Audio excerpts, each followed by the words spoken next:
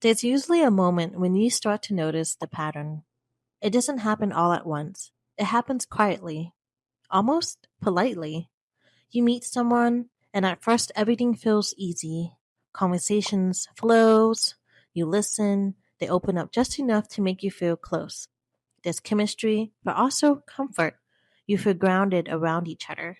And somewhere along the way, you begin doing what you always do. You show up emotionally.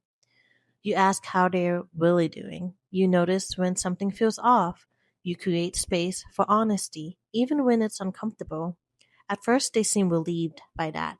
They lean in. They tell you things they don't usually tell people. They say they feel understood, seen, safe.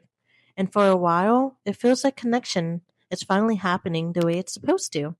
But then something shifts. Not dramatically, not all at once, just enough to feel it.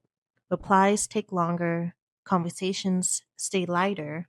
The warmth you felt starts to thin out, like something quietly pulling away. And you start wondering when or how you became the one reaching. What's confusing is that nothing bad happened. No big argument, no obvious betrayal, just a slow emotional retreat. And the question forms almost automatically, why does this keep happening? Emotionally available people often don't realize how much their presence stands out. You're not just kind, you're not just empathetic, you're emotionally steady. You listen without trying to fix. You don't panic when emotions show up. You stay present when things get vulnerable. And to someone who spent a long time holding their emotions at arm's length, that feels rare. It feels calming. It feels like relief. Being around you lowers the noise inside them. They don't have to pretend as much. They don't have to keep everything contained. They can exhale a little. And that's where the connection begins. But relief isn't the same thing as readiness.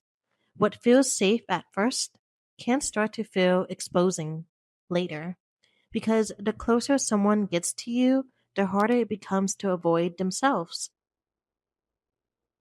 There's a moment, usually subtle, when the emotional closeness stops feeling comforting and starts feeling demanding. Not because you asked for more, not because you changed, but because intimacy has a way of turning the volume up. Being close to someone emotionally means being seen. It means being known. It means being expected to show up and not just when it's easy.